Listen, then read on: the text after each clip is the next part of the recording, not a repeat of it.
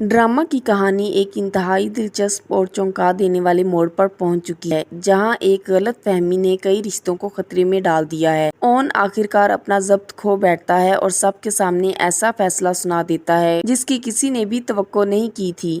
वो गुस्से में साकिब और अपनी मुमानी शम्सा से कहता है, आप अपनी बेटी से खुद पूछ लीजिए कि ये रमला के साथ कौन सी डील कर रही थी। अगर ये मेरे साथ नहीं रहना चाहती तो आप उसे अपने साथ ले जा सकते हैं, और अगर उसे तलाक चाहिए तो मैं अभी तलाक के कागजात भेज देता हूँ।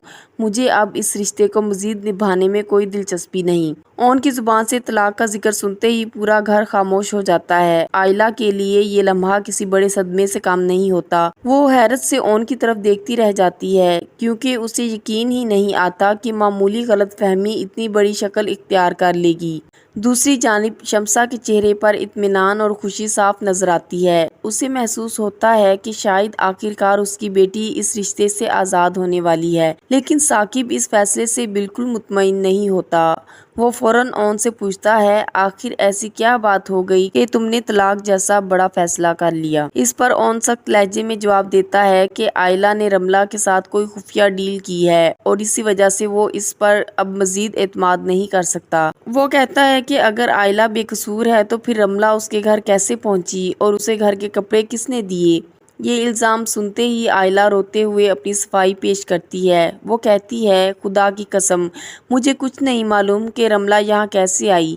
मेरी इससे ना कोई मुलाकात हुई, ना मैंने इसके साथ कोई डील की, और ना ही मुझे ये मालूम है कि इसे यहाँ के कपड़े किसने दिए। आप लोग मेरी बात पर यकीन करें, मैं बिल्कुल बेकसूर हूँ। लेकिन ओन के दिल में पैदा होने वाला शक इतना गहरा हो चुका होता है कि वो आयला की किसी बात पर यकीन करने के लिए तैयार नहीं होता। वो कहता है, मुझे किसी सबूत की ज़रूरत नहीं।